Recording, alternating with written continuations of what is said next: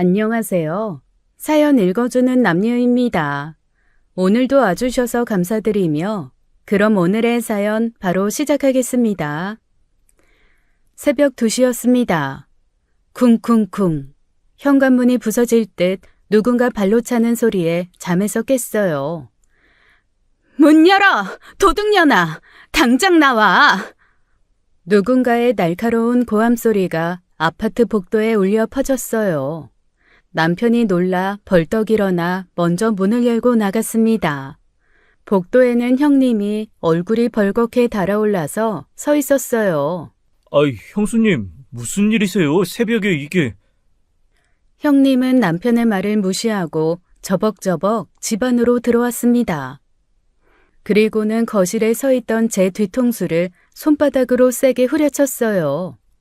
퍽하는 소리와 함께 제 머리가 앞으로 숙여졌죠. 시댁 경조사 통장에서 돈 빼먹었지? 내놔. 통장 내역 당장 보여줘. 동서가 5천만 원 빼돌렸다는 거 나 다 알아. 어디 감히 시댁 돈을 함부로 써? 그 돈 절반은 내 돈인 거 몰라? 동서가 이렇게 무서운 사람인 줄 정말 몰랐네. 형수님, 이게 무슨 짓입니까? 새벽에 남의 집에 와서 이게 뭔 짓이에요? 서방님, 동서가 도둑질했는데 가만히 있으라고요? 제 돈도 들어간 공용 통장을 마음대로 써먹은 년을 왜 제가 가만둬야 해요? 서방님도 몰랐죠? 동서가 5천만 원이나 빼돌린 거. 그것도 저한테 한마디 상의도 없이 제 맘대로. 형님, 오해해요. 거짓말하지 마. 동서가 돈 빼돌린 거 나 다 알아. 이게 착한 척하면서 주변 사람들 다 올리고는 이리 와. 안녕하세요. 저는 결혼 15년 차 둘째 며느리입니다. 시아버지가 10년 전에 돌아가신 후 시어머니를 저희 집에 모시고 살았어요. 형님은 첫째 며느리지만 집이 좁다며 시어머니 모시기를 거절했죠. 저는 그저 평범한 주부였습니다. 매일 시어머니 약 챙기고 병원 모시고 다니는 게 일상이었어요. 힘들었지만 시어머니는 저를 친딸처럼 대해주셨죠. 형님의 효도는 늘 보여주기식이었습니다. 명절이나 어버이날이 되면 어김없이 백화점 쇼핑백을 들고 나타났어요. 비싼 한우 세트, 홍삼 선물 세트를 자랑스럽게 꺼내 보이곤 했죠. 어머니, 이번에 백화점에서 제일 좋은 걸로 골랐어요. 어머니 건강 생각해서 특별히 준비한 거예요. 이거 한우 원 플러스 등급이에요. 요즘 어머니가 기력이 없으신 것 같아서 특별히 더 신경 썼어요. 며느리가 이런 것밖에 못 해드려서 죄송해요. 아이고, 이런 비싼 걸 왜 사왔어? 그냥 와도 되는데. 어머니가 뭐가 그냥이에요. 세상에서 제일 소중한 우리 어머니인데요. 제가 맨날 못 찾아뵈서 죄송한 마음에 이것밖에 못 해드려요. 아참, 동서, 어머니 혈압약은 잘 챙겨드리고 있지? 병원은 언제 가셔야 돼? 내가 시간 되면 같이 모시고 갈게. 동서는 어머니 모시느라 고생 많지? 정말 미안해. 맨날 동서한테만 짐 지우고. 네, 형님. 혈압약은 매일 잘 드시고 계세요. 다음 주 목요일에 병원 예약되어 있어요. 아, 목요일? 내가 그날 약속이 있어서. 동서가 모시고 가줄 수 있지? 정말 미안해. 대신 병원비는 내가 낼게. 하지만 그뿐이었습니다. 선물 주고 돌아간 후로는 한 달이 지나도 안부 전화 한 통 없었어요. 병원비를 낸다던 약속도 지킨 적도 없었죠. 시어머니가 병원 가는 날도 약 떨어진 날도 형님은 몰랐습니다. 매일 새벽 6시에 일어나 시어머니 혈압약 챙기는 건 저였어요. 일주일에 2-3번 병원 모시고 가는 것도 저였어요. 시어머니가 밤에 소화가 안 된다고 하시면 약국 뛰어가는 것도 저였죠. 그런데 친척 모임만 있으면 형님의 태도는 180도 달라졌습니다. 우리 어머니는 제가 다 챙기고 있어요. 병원도 제가 알아봐서 좋은 곳으로 모시고 약도 제가 다 챙겨드려요. 서울대병원 교수님이 제 친구 남편이거든요. 그분한테 특별히 부탁해서 어머니 진료받게 했어요. 효도는 당연한 거잖아요. 어머니가 편하게 계실 수 있게 최선을 다하고 있어요. 아이고, 첫째 며느리가 정말 효녀네. 요즘 이런 며느리 찾기 힘든데. 아니에요. 당연히 해야 할 일인걸요. 어머니가 건강하게 오래 사시는 게 저희 소원이에요. 매일 아침마다 어머니한테 전화드려서 안부도 여쭤보고 필요한 거 있으면 바로바로 사다 드려요. 영숙이가 정말 극진하구나. 아이, 형수가 복이 많으셔. 저는 그런 말을 들을 때마다 속이 뒤집어졌습니다. 하지만 시어머니 체면을 생각해서 참았어요. 그래도 시어머니는 진실을 아셨죠. 한 번은 시어머니가 형님 집에 가고 싶다고 하신 적이 있었습니다. 영수가, 이번 주말에 너희 집에 가도 되겠니?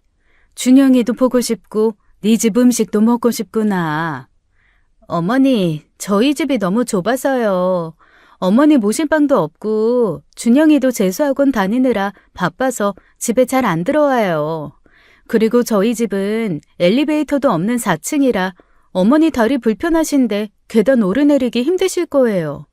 다음에 제가 어머니 모시고 호텔 뷔페라도 가요. 거기가 훨씬 편하실 거예요. 그래, 알았다. 그럼 언제 한번 준영이나 데리고 여기 와라. 네, 어머니, 꼭 그럴게요. 준영이한테 할머니 뵈러 가자고 할게요. 하지만 그 약속도 지켜지지 않았습니다. 시어머니의 실망한 표정이 아직도 잊히지 않아요.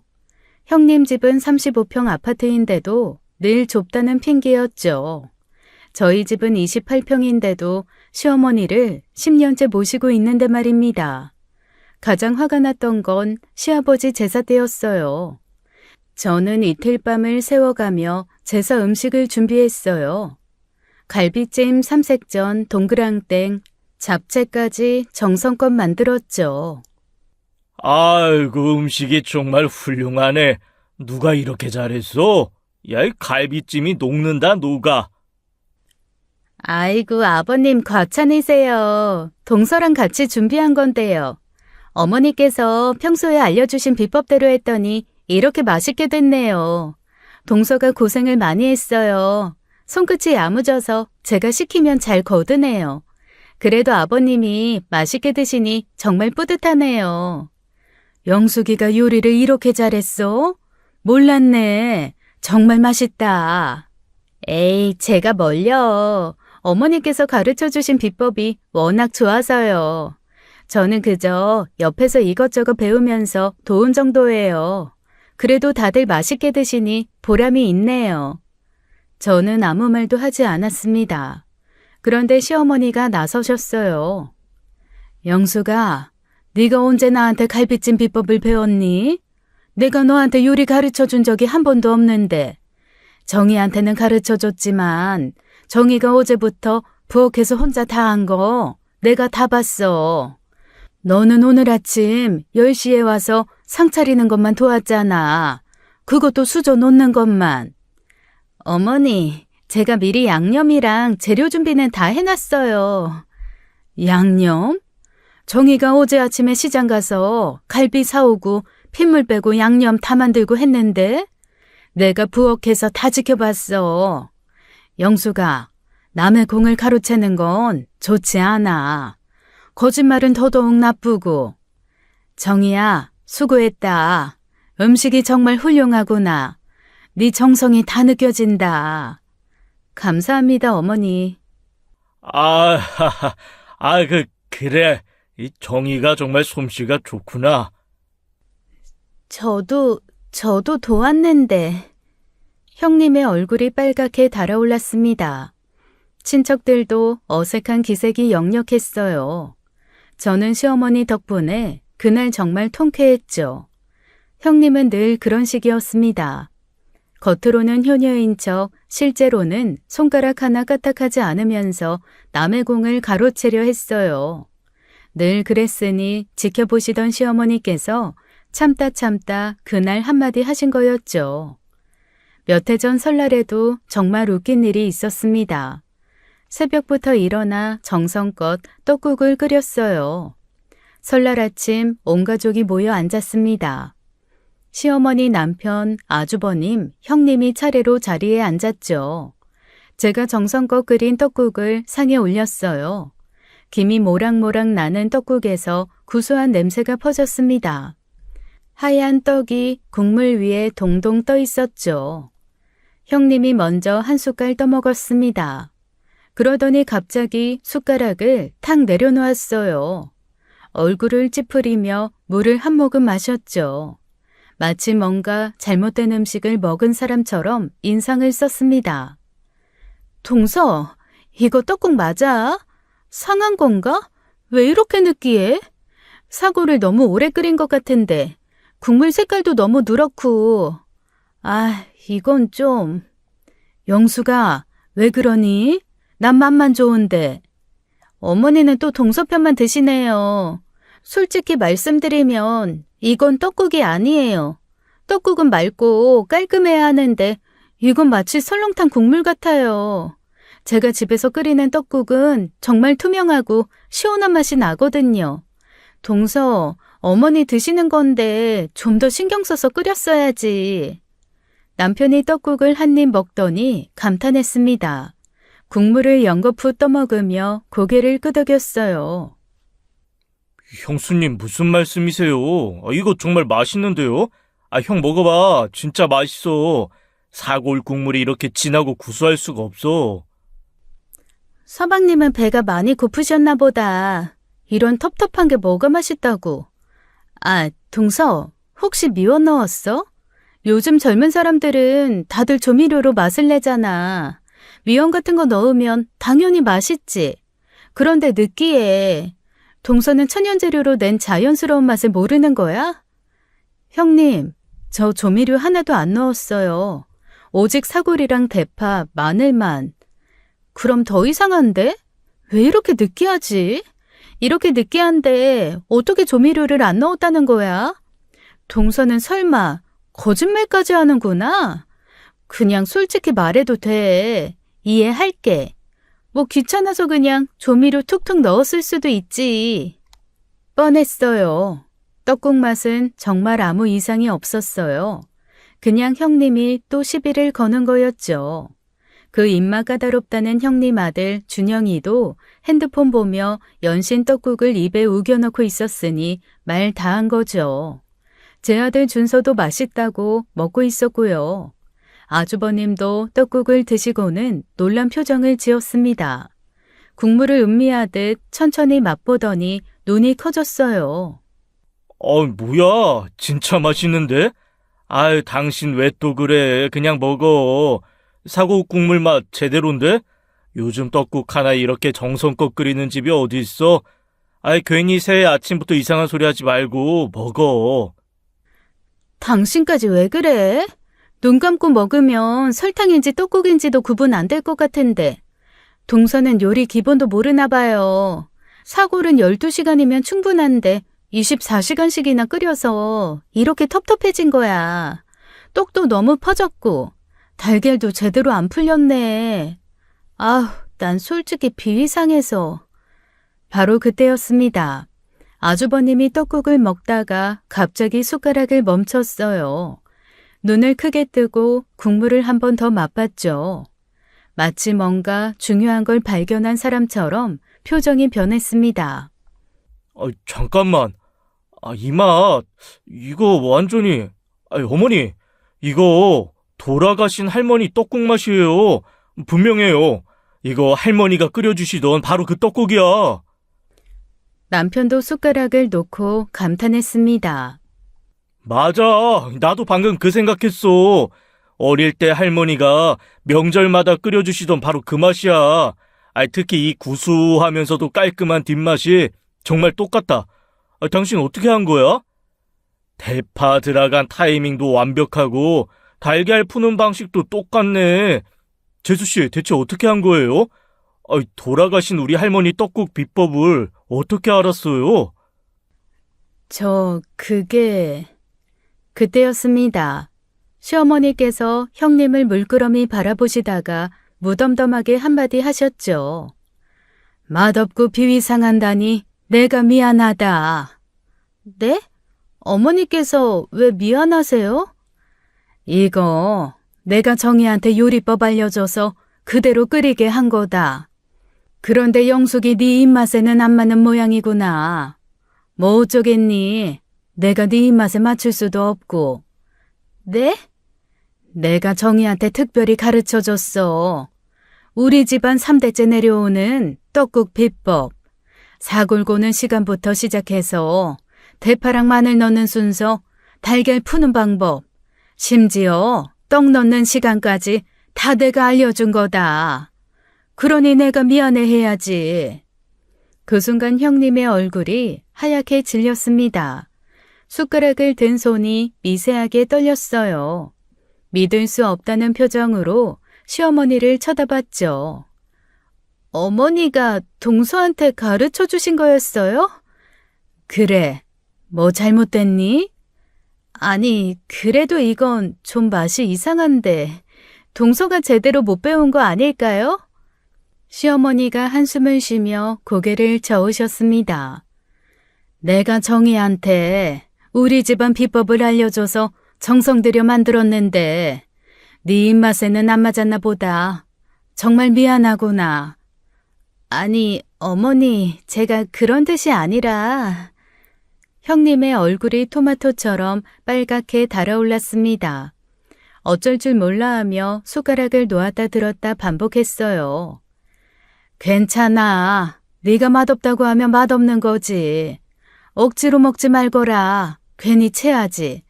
우리는 다들 맛있게 먹을 테니까 너는 다른 거 먹어라. 정희야, 어제 먹다 남은 찌개라도 영숙이 데펴줘라. 어머니, 저는 정말... 아니에요. 그냥 먹을게요. 그때 제가 떡국을 한 숟가락 떠먹으며 말했습니다. 형님, 괜찮아요. 입맛은 사람마다 다른 거니까요. 제가 금방 찌개 데워드릴게요. 형님은 MSG 맛에 익숙하셔서 천연재료 맛이 싱겁게 느껴지실 수도 있어요.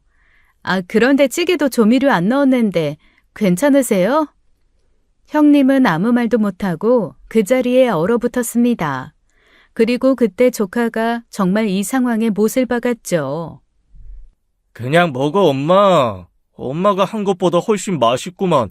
괜히 아침부터 작은 엄마한테 시비야.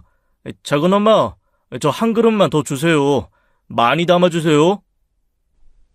그 말 한마디에 아주버님과 남편이 웃기 시작했죠. 형님은 고개도 못 들고 떡국을 먹기 시작했고요. 그렇게 간신히 소란이 일단락되고 가족들은 모두 맛있게 떡국을 먹기 시작했어요. 형님만 혼자 숟가락으로 떡국만 뒤적였죠. 그날 이후로 형님은 제 요리에 대해 함부로 말하지 못했습니다. 제 요리는 모두 시어머니에게서 전수를 받은 거였으니까요. 하지만 형님과 저의 갈등은 거기서 끝나지 않았어요. 오히려 더 교묘한 방법으로 저를 괴롭히기 시작했죠. 몇 달 뒤였습니다. 시어머니 칠순이 다가왔어요. 저는 2달 전부터 뷔페를 알아보고 준비했어요. 시어머니께서 한식을 좋아하셔서 한정식 전문 뷔페로 예약했죠. 형님도 처음엔 좋다고 했었습니다. 칠순 일주일 전 친척들이 모여 준비 상황을 점검하는 자리가 있었어요. 작은 아버님, 작은 어머니, 시어머니의 사촌 언니까지 모였습니다. 저는 준비한 내용을 설명하고 있었죠. 한정식 뷔페로 예약했어요. 어머니가 한식을 좋아하셔서요. 그때 형님이 갑자기 끼어들었습니다. 그 뷔페 말이야? 동서, 그거 취소하자. 내가 알아보니까 너무 싸구려더라. 어머니 칠순인데 그런 허름한 데서 하면 창피하잖아. 어머, 그래? 정희가 싸구려로 예약했어?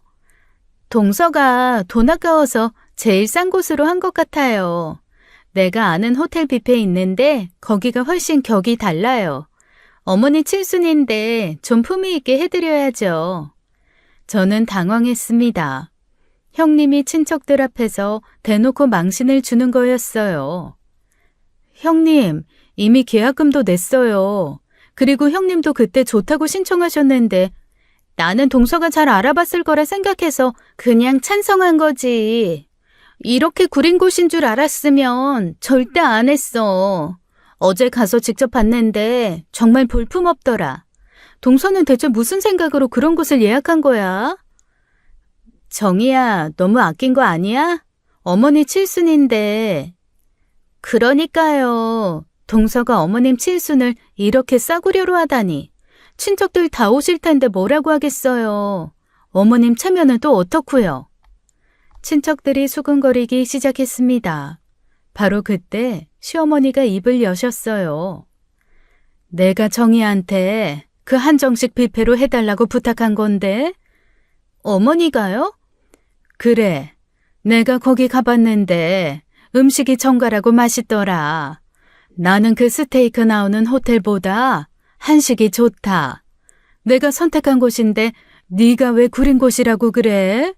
거기도 비싸고 좋은 곳인데. 형수가 좋다고 하시면 된 거지 뭐. 정희가 여러 곳 알아봐서 보여줬는데 내가 거기가 제일 마음에 든다고 한 거야. 내 생일인데 내가 좋은 곳에서 하는 게 뭐가 문제야? 형님의 얼굴이 빨개졌습니다. 입이 삐쭉 나와서 아무 말도 못했죠. 저는 그냥 어머니를 위해서. 정희가 내가 마음에 쏙 드는 좋은 곳 선택한 거니까 그대로 진행하렴.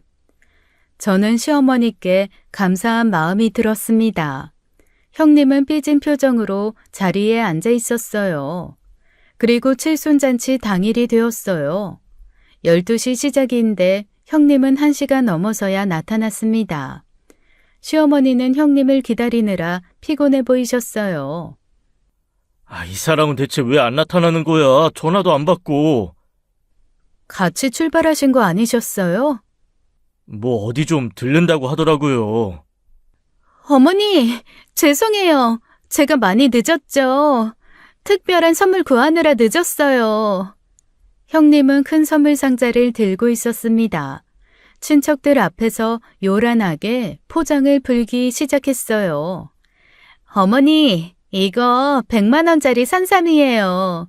10년산 장뇌섬이라고 정말 구하기 힘든 건데 제가 특별히 아는 분한테 부탁해서 구했어요. 어머니 건강 생각해서 준비한 거예요. 오래오래 사셔야죠. 와, 100만 원짜리? 용수기가 정성이 대단하네. 어머니 칠순인데 이 정도는 당연하죠. 어머니, 이거 드시고 건강하세요. 온 가족들 이목이 집중되었죠. 시어머니가 선물 상자를 열었습니다. 그런데 산삼 박스 안에서 편지 한 장이 떨어졌어요. 시어머니가 편지를 집어들고 읽기 시작했습니다. 김 사장님, 사업 번창하시길 바랍니다. 땡땡무역. 순간 잔치장이 조용해졌습니다. 형님의 얼굴이 하얗게 질렸어요. 영수가, 이거 네가 받은 선물 아니니? 넌 네 시어머니 칠순 선물도 돌려막기 하는 거야? 아니에요. 그게 아니라. 형수님, 이건 좀 심하신 것 같은데요. 어머니 칠순에 남한테 받은 선물을 하시다니요. 친척들이 수군거리기 시작했습니다. 100만 원짜리라더니 거래처 선물이었구나 같은 말들이 들렸어요. 그게 아니라 어머님 이건. 됐다. 뭐 이거 먹고 건강하기만 하면 되지. 시작들 하자. 형님은 얼굴이 토마토처럼 빨개졌습니다. 저 화장실 좀 다녀올게요. 형님이 황급히 자리를 떴어요. 그날 형님은 화장실에서 한참을 나오지 못했습니다. 나왔을 때도 얼굴이 빨개진 채로 구석에만 있었어요. 여기까지는 형님과의 일화는 다음에 소개해드릴 이야기에 비하면 애교입니다. 본격적으로 형님이 저를 끔찍이 싫어하게 되는 사건이 터지고 말았으니까요. 시댁에는 특별한 통장이 하나 있었습니다. 경조사 통장이라고 불리는 이 통장은 제가 결혼할 때부터 있었어요. 남편과 아주버님이 매달 일정 금액을 넣어 모으는 비상금 통장이었죠. 시댁에 큰일이 생기거나 시어머니께 필요한 일이 있을 때 쓰려고 만든 것이었습니다. 15년 넘게 꾸준히 모으다 보니 잔액이 1억이 넘었다고 남편이 말해줬어요. 행사 때 조금씩 쓰다가 남은 건 나중에 어머니 요양원 비용으로 쓸 생각이야. 좋은 곳은 한 달에 300만 원씩 한대. 내가 끝까지 모시면 되는데 왜 요양원을 생각해요? 어머니도 우리랑 계시는 게 행복하실 텐데. 어머니가 자식들한테 짐되기 싫다고 하셔. 몸이 불편해지면 요양원 가는 게 어머니 뜻이야. 우리가 아무리 말려도 고집이 세셔. 그 통장은 첫째 며느리인 형님이 관리하고 있었습니다. 믿을 만한 사람이라고 생각했으니까요. 그런데 충격적인 일이 벌어졌습니다. 남편과 아주버님은 함께 사업을 하는데 그날 사무실에서 경비를 정리하고 있었어요. 저도 마침 은행에 볼 일이 있어서 사무실에 들렀다가 함께 있었죠. 아주버님이 경조사 통장을 확인하던 중 믿을 수 없는 사실을 발견했습니다.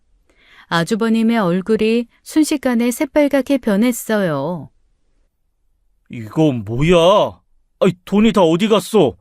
뭐가 형? 야, 이거 봐. 통장에 돈이 왜 이렇게 적어? 1억 2천이 있어야 하는데 8천만 원밖에 없어. 4천만 원이 감쪽같이 사라졌어. 형, 그게 무슨 소리야? 잘못 본 거 아니야? 어머, 정말이에요? 그 많은 돈이 어떻게? 내가 눈이 삐었냐? 여기 봐. 작년부터 매달 200만 원, 300만 원씩 빠져나네? 뭐야? 심지어 한 번에 500만 원을 뺐다고? 이게 뭐야? 이 여자가? 이거 어디에 쓴 거야? 아주버님이 바로 형님에게 전화를 걸었습니다. 사무실로 당장 오라고 했어요. 30분 후 형님이 도착했습니다. 곧이어 형님을 앞에 앉히고 대질했어요. 저희 셋이 지켜보는 가운데 형님은 처음엔 발뺌을 했죠. 통장? 무슨 일이야? 왜 갑자기? 영수가 통장에서 4천만 원 사라졌어. 이게 어떻게 된 거야? 형님은 당황한 기색이 역력했습니다. 하지만 증거를 들이대자 결국 인정했어요. 준영이 재수하는데 학원비랑 생활비가 부족해서 잠깐 빌린 거야. 내가 곧 갚아서 채워 넣으려고 했어. 정말이야. 별것도 아닌 일로 왜 이렇게 호들갑이야. 야, 내가 매달 생활비로 500만 원씩 주잖아. 준영이 학원비는 따로 주고, 그런데 뭐가 부족해서 4천만 원을 빼먹어? 요즘 물가도 오르고 준영이 재수학원비도 비싸고 관리비에 식비에.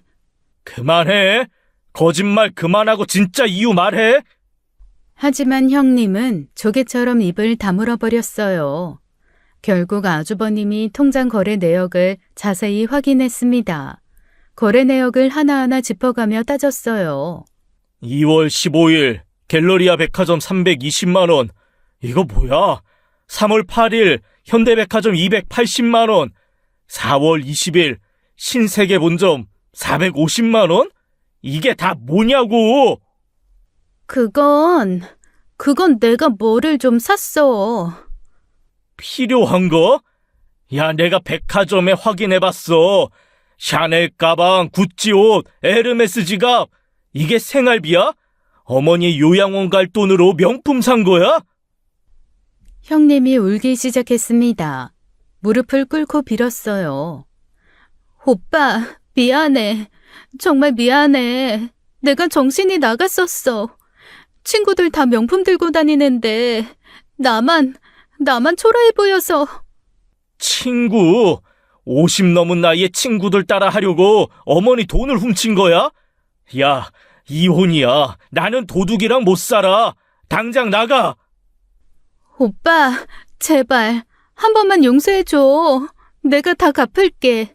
내가 일을 구해서라도 다 갚을게. 우리 준영이 아빠 없으면 어떡해.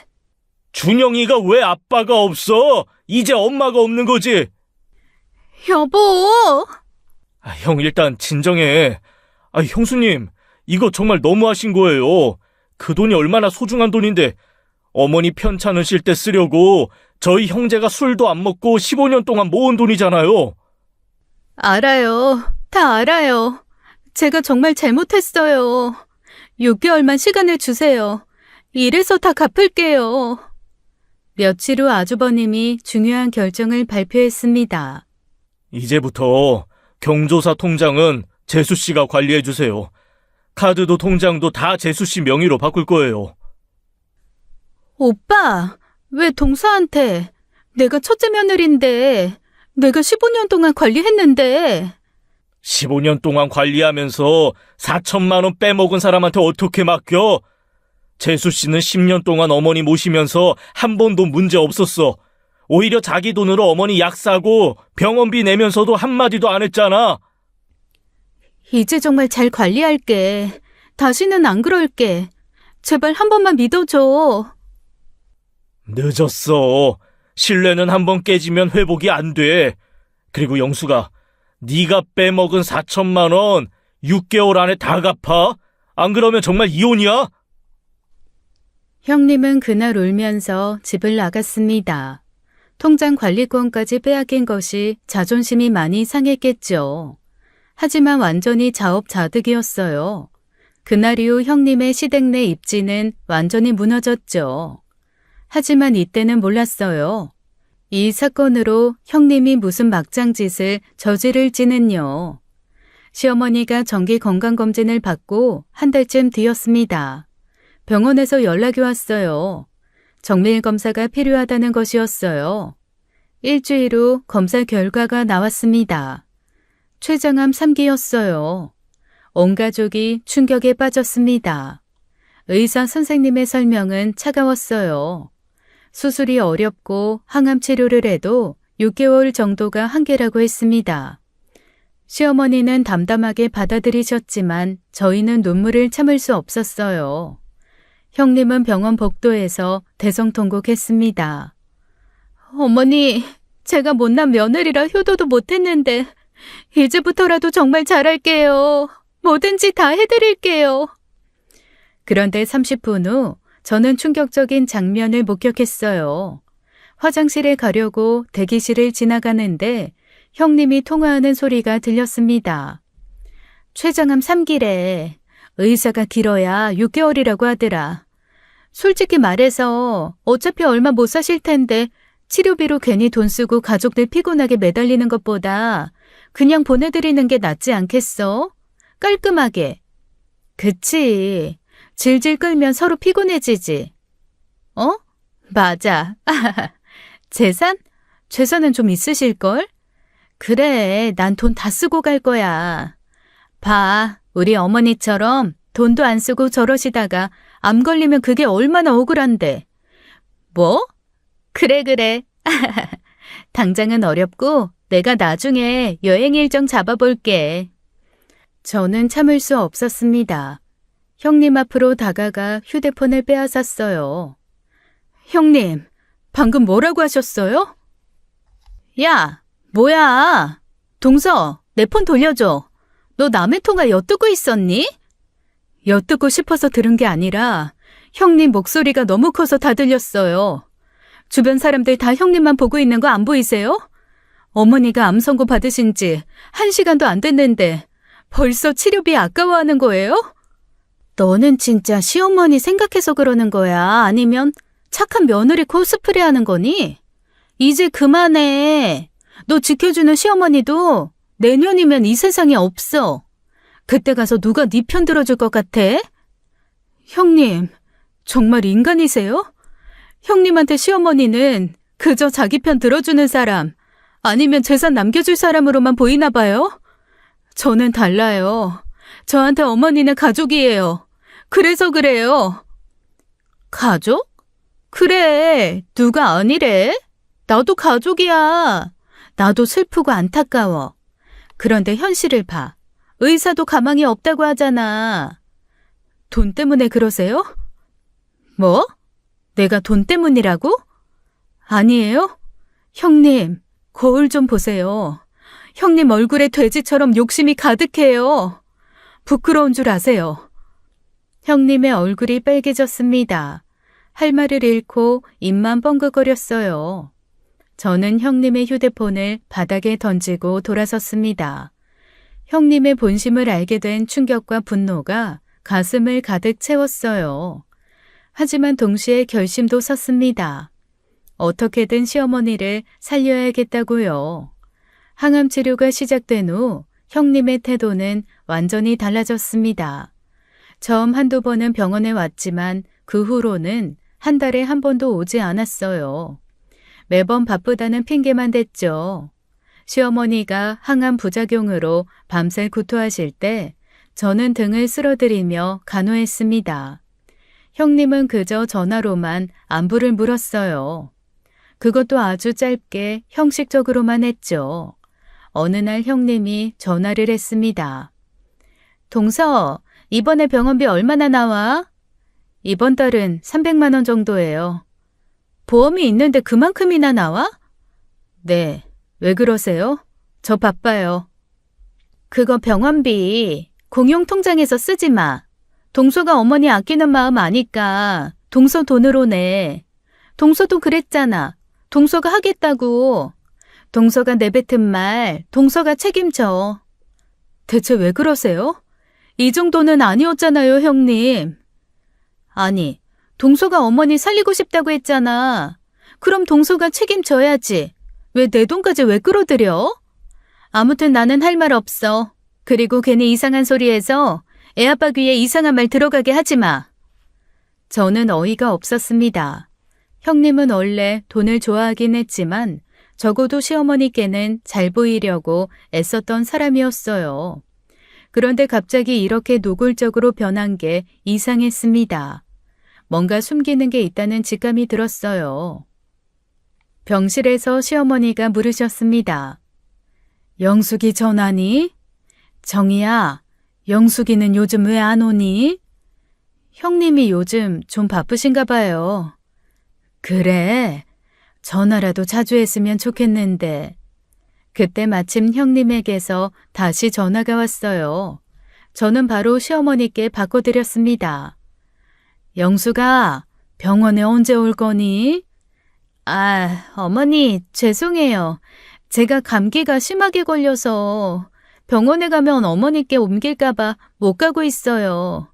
어머니 지금 감기 옮으시면 큰일 나세요. 그래, 감기약은 먹었니? 약이랑 밥 잘 챙겨 먹어라. 네, 어머니, 곧 나으면 갈게요. 전화를 끊고 시어머니는 쓸쓸한 표정을 지으셨어요. 형님의 거짓말을 눈치채신 것 같았습니다. 형님이 왜 갑자기 이렇게 변했을까요? 단순히 돈 때문일까요? 아니면 정말 뭔가 다른 이유가 있는 걸까요? 저는 불안한 예감이 들었습니다. 시어머니의 상태는 점점 나빠지고 있었습니다. 항암 치료의 부작용으로 힘들어하시면서 삶의 의지마저 잃어가는 것 같았어요. 제 가슴이 찢어지는 것 같았습니다. 그러던 어느 날 담당 의사 선생님이 저희를 불렀어요. 보호자분들 희망적인 소식이 있습니다. 최근 개발된 표적 치료제가 있는데요. 임상시험 결과가 아주 좋습니다. 췌장암 3기 환자분들의 반응률이 기존 항암보다 훨씬 높아요. 선생님, 그럼 저희 어머니도 그 치료 받을 수 있나요? 가능합니다. 다만 아직 급여 승인이 안 된 약이라서요. 한 달에 1,500만 원 정도 비용이 듭니다. 최소 6개월은 투여해야 효과를 판단할 수 있고요. 1,500만 원이요? 그게 6개월이면 9천만 원. 저는 망설이지 않았습니다. 결혼 전부터 10년 넘게 모은 적금이 있었어요. 1억 정도 되는 돈이었어요. 선생님, 그 치료하겠습니다. 제가 돈은 어떻게든 준비할게요. 진료실을 나와서 대기실로 왔습니다. 아주버님도 함께 오셨는데 복도에서 기다리고 계셨어요. 어떻게 됐어?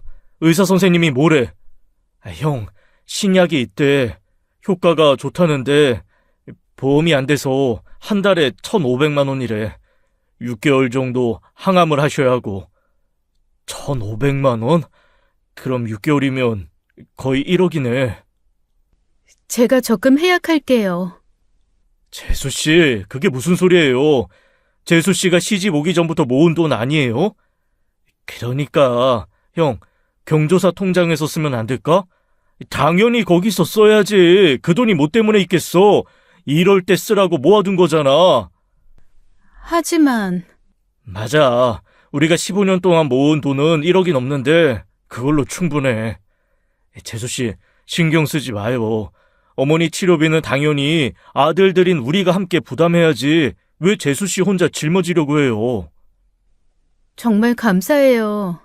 근데 어머니께는 어머니께는 돈 걱정 안 하시게 보험 된다고 말씀드리자. 결국 경조사 통장에서 치료비를 쓰기로 했습니다.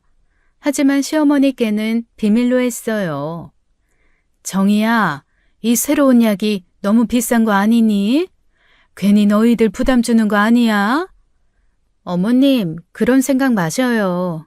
이거 다 보험 적용되는 거예요. 우리나라가 얼마나 좋은데. 병원에서 특별히 신청해줬대요. 전혀 걱정 안 하셔도 돼요. 그래? 정말 다행이네. 너희 덕분에 이런 좋은 치료도 받고. 그런 생각 마시고 어서. 왜 자꾸 울어? 선의의 거짓말이었지만 어쩔 수 없었습니다. 시어머니가 돈 때문에 치료를 거부하실까봐 두려웠거든요. 신약 치료를 시작한 지 한 달이 지났습니다. 그날 밤 10시쯤 형님이 갑자기 저희 집을 찾아왔어요. 술 냄새를 풍기며 현관문을 두드렸습니다. 문을 열자마자 형님이 소리를 질렀어요. 도둑년, 네가 감히 내 돈을 마음대로 써? 내가 쓰지 말라고 했지? 딱 봐도 형님은 만취 상태였습니다. 왜 이래요, 형님? 내일 술 깨고 나서 얘기해요.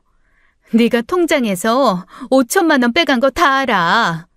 형님, 그건 어머니 치료비예요. 아주버님도 동의하셨고요. 내 동의는? 나도 그 통장에 권리가 있어. 그런데 네가 뭔데 마음대로 써? 남편이 나서서 형님을 막았습니다.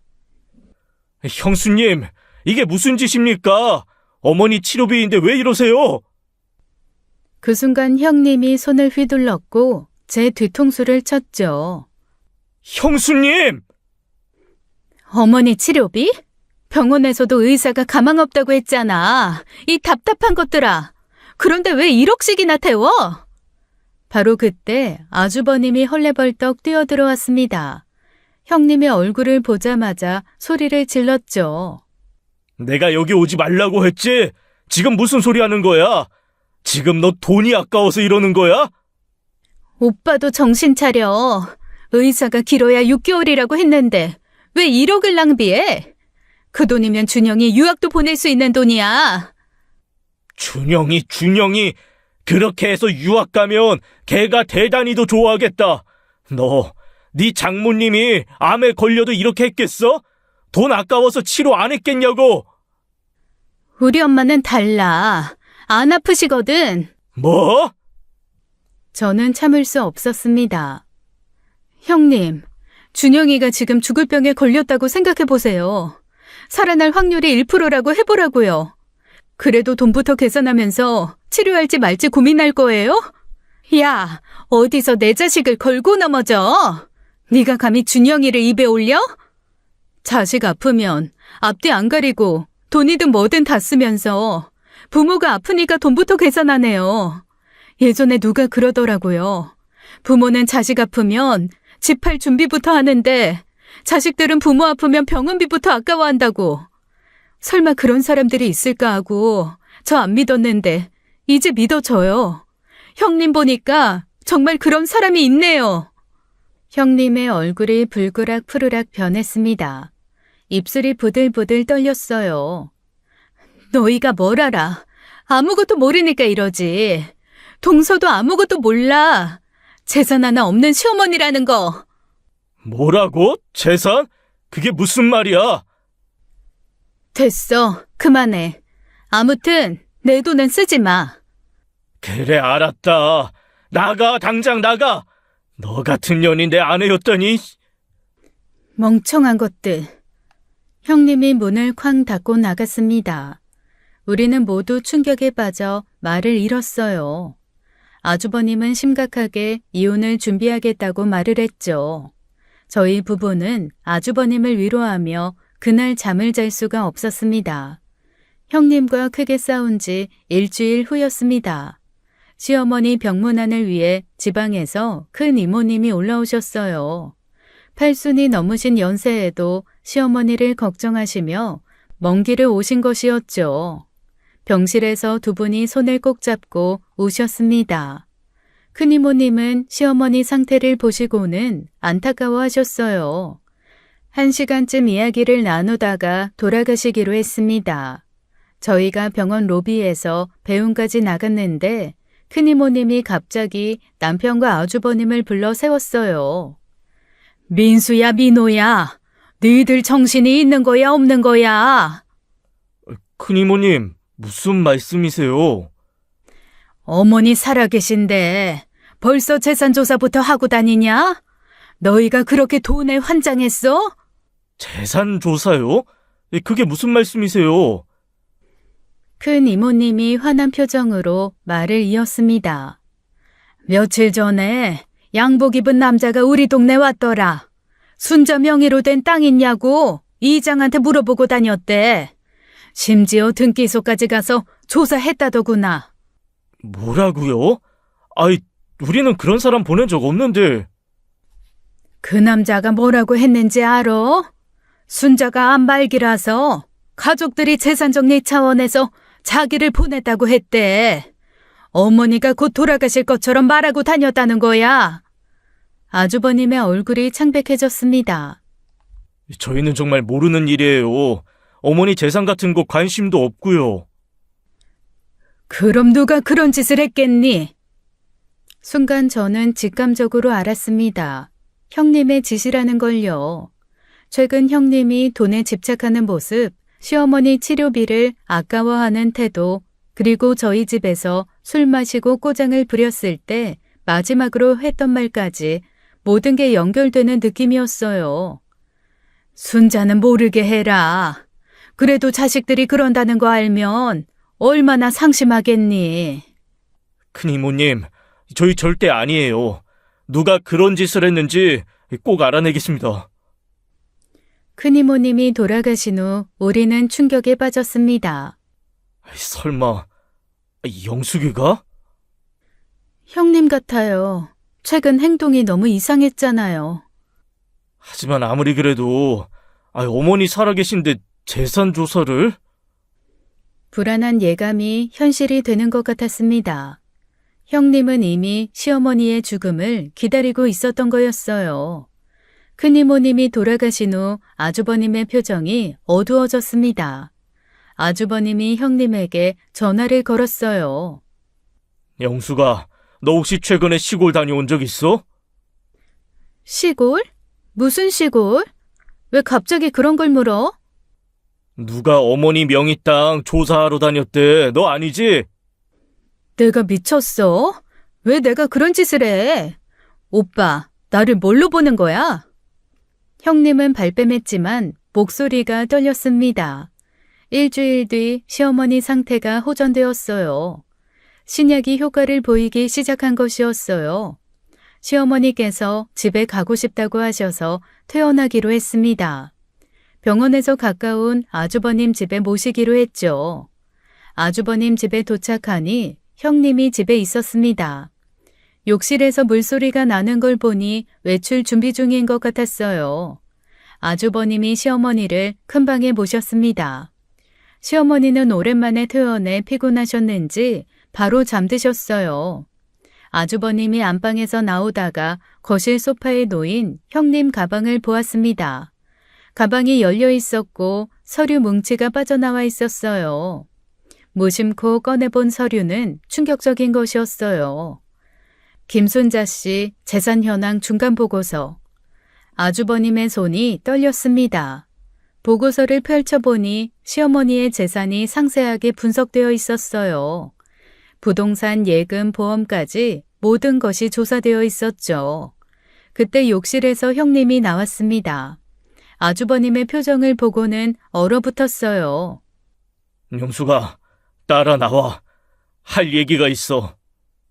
오빠, 그건... 어머니 주무시니까 밖에서 얘기하자. 소리 지르게 하지 말고 당장 나와. 저희 부부도 사태의 심각성을 느끼고 바로 따라 나갔죠. 우리는 집 근처 카페로 이동했습니다. 자리에 앉자마자 아주버님이 보고서를 탁자에 내려놓았어요. 이게 뭐야? 설명해봐.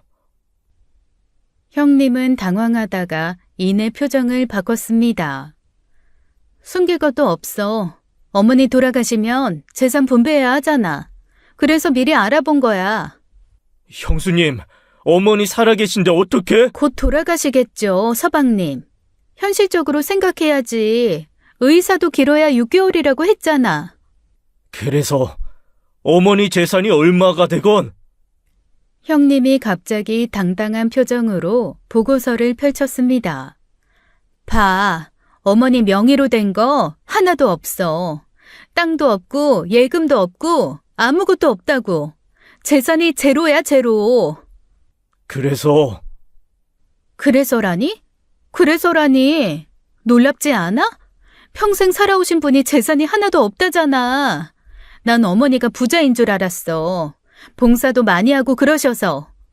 그래서 그래도 뭔가 있을 줄 알았는데 없더라. 그래서 뭐가 자꾸 그래서야 그래서는. 치료비로 1억 써도 그 돈 절대 회수 못한다고. 그 순간이었어요. 아주버님이 형님 얼굴이 돌아갈 정도로 뺨을 후려치셨습니다. 금세 형님의 뺨이 붉어졌어요. 아주버님은 주먹을 쥐었다 폈다 반복했습니다. 이를 악물고 한참을 부들거리다가 겨우 입을 열었어요. 꺼져라. 넌 정말 1분 줄게. 내 눈앞에서 사라져. 그래, 사라지 마. 난 정말 이해가 안 간다. 왜 그 큰 돈을 버리려는지. 형님이 가방을 들고 카페를 나가버렸습니다. 우리는 망연자실 앉아 있었어요. 시어머니는 잠시 호전되는 듯 했지만 결국 고령과 췌장암을 이기지 못하셨습니다. 아니 어쩌면 집으로 잠시 돌아오신 것이 마지막 불꽃이었는지도 모르겠습니다. 상태가 급격히 나빠져 다시 입원하신 지 2주 만에 돌아가셨어요. 마지막으로 저희 손을 잡고 감사하다는 말씀을 남기셨죠. 장례식장에 형님도 왔습니다. 검은 상복을 입고 있었지만 슬픈 기색은 없었어요. 아주버님과 남편은 어머니 가시는 길이니 조용히 보내드리자며 형님의 존재를 참았습니다.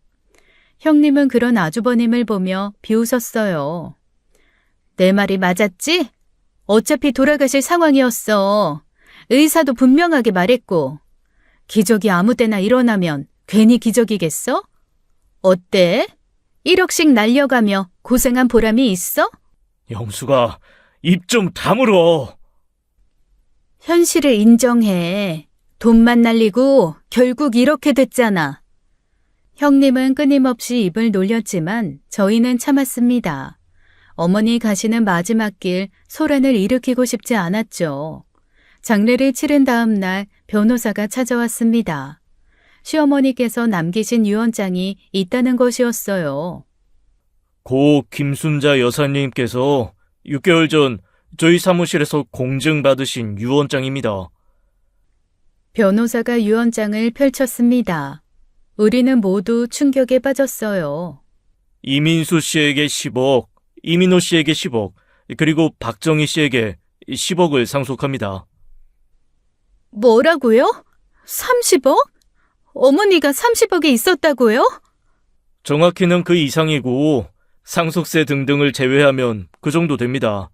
부동산과 예금, 주식 등을 모두 포함한 금액입니다. 저한테도요? 네, 여사님께서 특별히 메시지를 남기셨습니다. 정희야, 10년 동안 진심으로 나를 돌봐줘서 고마웠다. 그동안 행복했다. 내가 너에게 줄 건 이것뿐이구나. 행복하게 살아라. 때 되면 다 가는 것이니 너무 슬퍼 말아라. 저는 눈물이 났습니다. 시어머니께서 저를 딸로 생각해 주셨다니요. 형님이 벌떡 일어났습니다. 이건 사기예요. 둘째 며느리한테 10억을 준다니. 그럼 저는요? 저는 첫째 며느리인데. 최용숙 씨에게는 상속분이 없습니다. 뭐라고요? 그럴 리 없어요. 유언장 무효예요. 치매 상태에서 쓴 거 아니에요? 여사님은 정신이 완전히 온전하실 때 작성하셨습니다. 의사소견서도 있고 동영상 녹화도 되어 있습니다. 그래도 며느리는 상속권이 없잖아요. 맞습니다. 며느리는 법적 상속인이 아닙니다. 그래서 유언으로 둘째 며느리이신 박정희 씨에게 유증을 하신 겁니다. 형님의 얼굴이 하얗게 질렸습니다. 흥신소 보고서에는 재산이 없다고. 어머니가 일부러 숨기신 거야. 네가 재산 조사하는 걸 아셨으니까. 이건 불공평해요. 법적으로 대응할 거예요. 그러셔도 소용없습니다. 하신다면 말리진 않겠지만. 해봐. 네가 그렇게 좋아하는 돈만 날리는 일일 테니. 이런 씨팔. 형님은 결국 한 푼도 받지 못했습니다. 장래 후 아주버님은 곧바로 이혼 서류를 제출했어요. 형수가 이제 끝이야. 네가 원하는 대로 가난한 집에서 벗어나. 오빠, 30억 있으면서 왜 가난한 척했어? 그건 어머니 돈이야. 우리 돈이 아니었어. 넌 끝까지 그걸 몰랐구나. 형님은 모든 것을 잃고 떠났습니다. 시어머니를 돈으로만 봤던 대가였죠. 형님과 아주버님은 결국 이혼했습니다. 형님은 모든 걸 잃고 떠났어요. 돈에 눈이 멀어 가족을 잃은 것이었죠. 저는 시어머니가 자신을 진짜 딸처럼 여겨주신 것에 평생 감사하며 살아갑니다.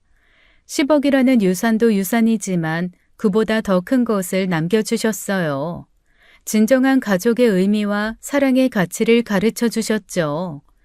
혹자는 형님처럼 생각하는 사람도 있을 겁니다.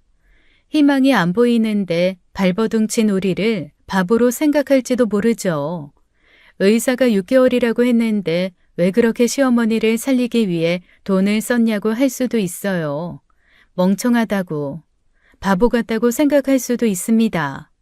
하지만 시어머니는 마지막 순간까지 우리가 당신을 얼마나 사랑하는지 아셨습니다. 떨리는 손으로 제 손을 잡으며 당신도 우리를 사랑한다고 말씀하셨죠. 그 따뜻한 눈빛과 손길을 저는 평생 잊을 수 없습니다. 그것으로 우리는 남은 인생 위안을 얻고 살아갈 수 있어요. 후회 없이 최선을 다했다는 것, 사랑을 아끼지 않았다는 것, 그것이 시어머니가 우리에게 남긴 진짜 유산이었어요. 저는 오늘도 시어머니 영정 앞에 국화꽃을 올립니다. 그리고 속으로 말하죠. 어머니 사랑합니다. 딸로 받아주셔서 감사합니다. 지금까지 사연 읽어주는 남녀였습니다. 끝까지 시청해주신 여러분 감사드리며 저희는 다음 사연으로 돌아올게요. 감사합니다.